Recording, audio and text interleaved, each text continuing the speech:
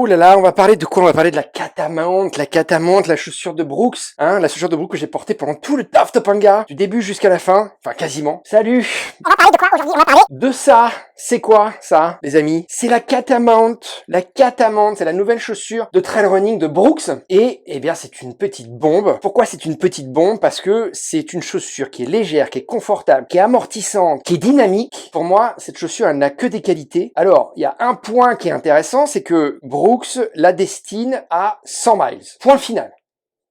J'ai fait 150 km avec, hein, à peu près. 140, pour être tout à fait clair. J'ai fait 140 km avec. La chaussure, pour moi, elle tient encore vachement la route. La semelle, on le voit, hein. Enfin, on le voit. Si, on le voit. Alors, je vous le montre. La semelle, on voit, hein, elle s'est un petit peu pliée. Elle a un petit peu souffert, la semelle. L'amorti a pris un petit peu. Hein. On le voit ici, il y a des stries, là, qui n'étaient pas là au départ. Des stries horizontales, comme ça, qui n'étaient pas là au départ. Voilà, et qui correspondent à la marque de l'amorti. La chaussure, l'amorti qui se plie, hop, et qui est censée reprendre sa forme. Là, on voit que c'est usé. C'est comme une vieille peau ridée, hein. Ça reprend pas sa forme, voilà. Comme une vieille peau ridée de vous ou de moi, ça reprend pas sa forme. Bon, voilà. Donc, effectivement, je pense qu'au bout d'un certain moment, la semelle, c'est du DNA flash de Brooks.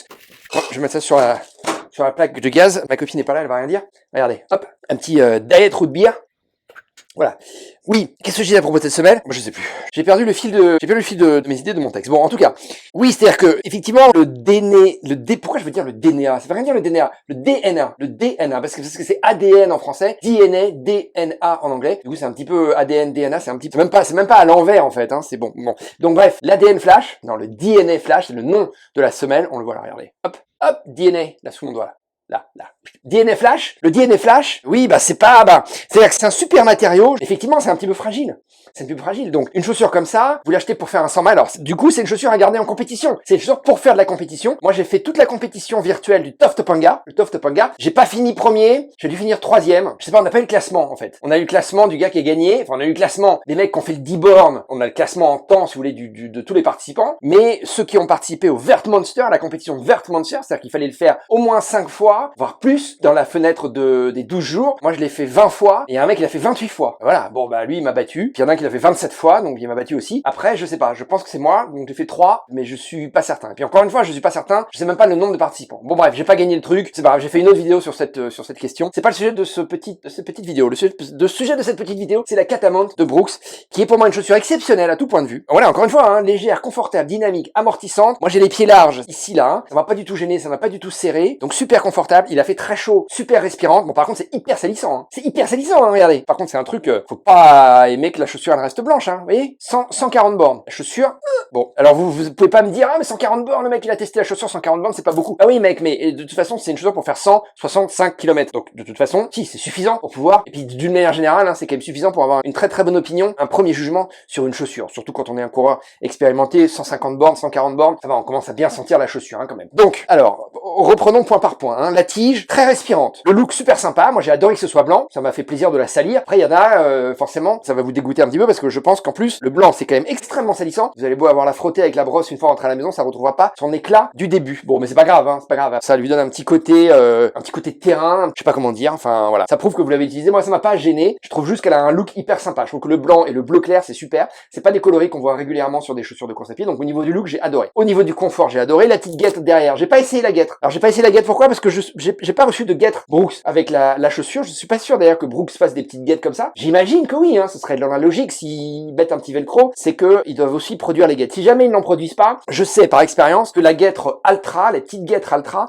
elle ira parfaitement dessus. Ça marche avec un velcro derrière et puis ça s'accroche dessus devant, tout simplement sur le premier lacet là en bout de pied. Donc cette tige souple, respirante, pas de problème de lacet, pas de problème de languette, pas de problème de. Ici le collier il est classique, mais c'est le collier de cheville. Ça on appelle ça le collier de cheville, hein, ce qui vous entoure la cheville tout simplement. C'est le collier de cheville. Oui, c'est plutôt un joli nom, collier de cheville. Oui, alors comment dire? Alors, je sais pas si vous allez voir bien. Alors à l'intérieur, vous voyez, la languette, elle est tenue comme ça par des petits élastiques de chaque côté. Du coup, votre pied là, ça va de la plante des pieds jusque ça prend pas tout le dessus comme ça, et ça va de l'autre côté. Et du coup, c'est super confortable ça. C'est pas nouveau, hein. On a déjà vu ça sur plein de chaussures. C'est pas nouveau. C'est pas un chausson non plus, parce que c'est juste au niveau de la languette. En fait, c'est juste un stabilisateur de languette. C'est pour éviter que la languette elle se barre de gauche à droite, et c'est pour aussi avoir un meilleur maintien dans la chaussure. chaussures. Et honnêtement, moi qui ai l'habitude de pas trop serrer mes chaussures, j'aime pas avoir le pied serré parce que moi j'ai le pied qui gonfle et qui enfle sur les longues distances et surtout sous la chaleur. Et là c'était le cas, hein, parce que la course virtuelle Tough Topanga, j'ai couru, au départ j'ai commencé par faire 2 fois Lady Born et puis après j'ai fait 4 fois Lady Born et puis après j'ai fait 5 fois Lady Born. Sur la période des 12 jours, j'ai fini avec un 5 fois, donc un 50 km. Donc je peux vous dire qu'un 50 km quand il fait bien chaud, dans la terre et tout, ici aux États-Unis ou ailleurs, vous avez le pied qui gonfle. Enfin moi j'ai le pied qui gonfle. Et donc ça m'a pas du tout gêné. J'ai fait mes lacets comme d'habitude, je les ai pas trop serrés et j'ai jamais été gêné. Donc c'était parfait ça. Voilà, vraiment j'ai rien à dire sur cette tige, elle était super.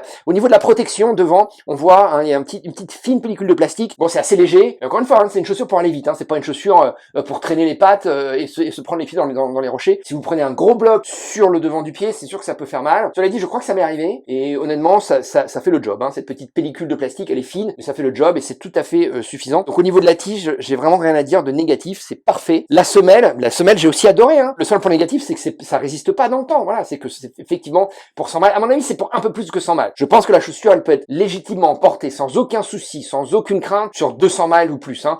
Monter à 300, je sais pas, mais 250 bornes avec la chaussure, je pense que c'est absolument pas problématique du tout. Voilà, même 300, hein. À mon avis, tu fais 300 bornes avec la chaussure. Après, c'est sûr qu'elle est un petit peu pliée. Voilà. Bon, après, tu peux la mettre vraiment pour les très courtes distances parce que tu vas plus avoir tellement d'amorti. L'amorti va s'être vraiment enfoncé, mais elle est pas à jeter du tout, même après 300 bornes, hein, franchement. Hein. Donc Brooks, finalement, c'est une très bonne nouvelle, tu vois, parce que Brooks te dit qu'elle est bonne pour 100 miles, et en fait, elle est bonne pour beaucoup plus que ça. Bon, c'est un investissement, mais c'est encore une fois, c'est une chaussure à mettre les jours de compétition qui est pour moi très efficace. Et alors au niveau de la croche, alors ça c'est aussi peut-être la limite du truc, c'est qu'il y a des crampons mais qui sont pas très gros. C'est quand même une chaussure pour temps sec. Voilà, j'ai pas eu de problème, j'ai pas glissé ni sur les pierres, ni sur la terre, ni quoi que ce soit, mais c'est vrai qu'il a fait ici très chaud en Californie. J'ai pas mis les pieds dans l'eau, j'ai pas eu de rochers glissants, j'ai pas été dans la boue du tout. Donc sur terrain sec, aucun problème d'accroche. Peut-être avoir avec le temps un problème d'usure des petits crampons parce qu'ils sont quand même tout petits, hein, ces crampons. Ça fonctionne très bien, hein, ça accroche sans aucun souci. Pourtant, hein, moi je vous dis, ma course il y avait du dévers, hein. Autant en montée, c'est pas là tellement où tu glisses, hein, mais en descente, c'est comme ça que je me suis fait mal au dos. C'est-à-dire que j'ai vraiment été très fort un jour. C'est le jour où j'ai tapé un meilleur chrono et puis où j'ai battu deux jeunes filles là qui sont certainement en team de cross country ici en université. Bon, elles se donnaient pas à fond, hein. Attendez, elles se donnaient pas à fond. N'empêche que c'était un petit peu la bataille. Tout ça pour dire que dans les descentes, j'ai appuyé, j'ai vraiment envoyé, j'ai pas eu de problème. Je me suis senti parfaitement en sécurité. Les appuis étaient parfaits, j'ai pas glissé. Donc très bonne accroche. À voir sur la durée. Et c'est là peut-être la limite de la chaussure aussi, hein. C'est pas que la semelle intermédiaire. Peut-être que la semelle externe va s'user et que au bout de 200 bornes, eh ben t'auras peut-être plus beaucoup d'accroche et donc t'as plutôt intérêt à les faire sur terrain plat et sec, hein. À voir ça, hein. Mais pour ce qui est de la semelle intermédiaire, je répète, à mon avis, c'est une chaussure qui peut durer plus de 100 miles. Donc voilà, donc franchement, c'est le seul point un petit peu négatif, un petit peu noir de la chaussure, mais en même temps, Brooks ne nous prend pas en traite et annonce dès le départ que c'est une chaussure pour faire 100 miles. Et ils sont d'ailleurs bien gentils parce que je pense que c'est une chaussure, moi,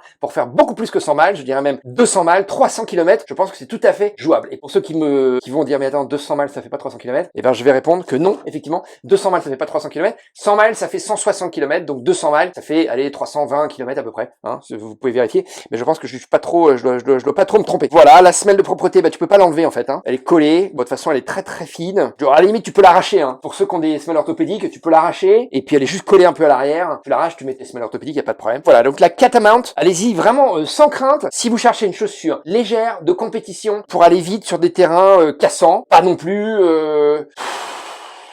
la question, voilà, est-ce que c'est une chaussure que je mettrais sur un UTMB ou sur une réunion avec une garantie de soleil? Parce que c'est sûr que là, s'il pleut, t'as les pieds trempés, donc là, ton pied va super respirer, et du coup, bon, peut-être que ça va sécher assez vite. Mais bon, c'est une chaussure temps sec, beau temps. Sur un UTMB, ouais, moi, je la mettrais, ouais, sans souci. Parce que voilà, un UTMB, c'est 100 miles, c'est-à-dire que tu l'utilises un petit peu avant, et puis tu la choses pour l'UTMB, c'est sans souci. Et je vais même te dire un truc, c'est sans souci pour un large public. C'est-à-dire, peu importe ton chrono sur l'UTMB, que tu fasses l'UTMB en 30 heures, 35 heures, 40 heures. Si tu fais en 40 heures, t'es vraiment dans la fin, hein, mais disons que t'es ric-rac là au niveau du temps limite. Je pense que c'est une chaussure qui peut très bien fonctionner par beau temps, hein. Je répète, tu mets une petite guêtre et je pense que t'es peinard. Et honnêtement, je la mettrais sur mon UTMB, je la mettrais même sur ma réunion. Parce que légèreté, quoi, tu vois. Parce que quand même accroche et puis amorti. Alors amorti pas énorme, hein, mais c'est un amorti conséquent, hein, quand même. Donc voilà, donc très bonne chaussure, je suis très content. En plus, il y a un petit truc assez rigolo, ça s'appelle My Crew, donc c'est mon équipe et tu peux, je pense, écrire au stylo. Et là, c'est un matériau qui, à mon avis, quand t'écris au stylo bille, ça reste. Donc tu peux mettre mettre le nom de tes potes qui participent à la course avec toi, par exemple. Si tu fais une course en relais, si tu fais une course en équipe,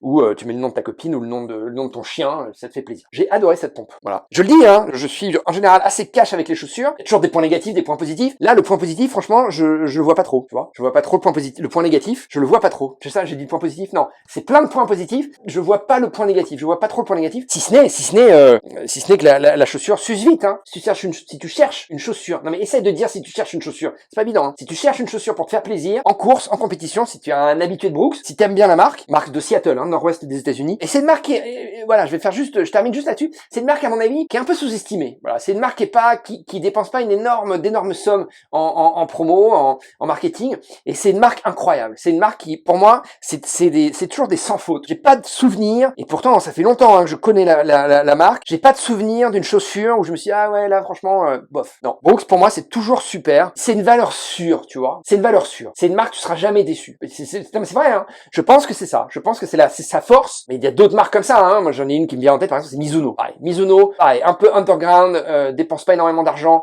en promo, en pub, etc.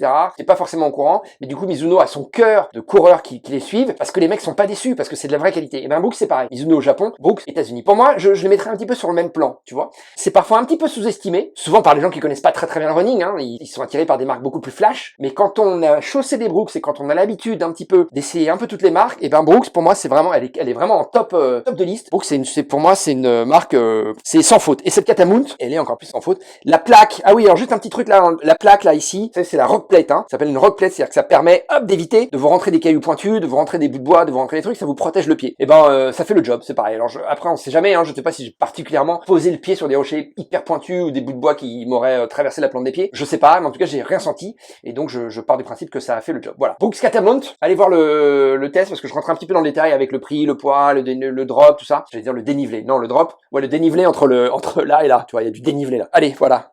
Salut. Brooks Catamount. The streets are playing with my mind. I'm losing everything in sight. Time stands still.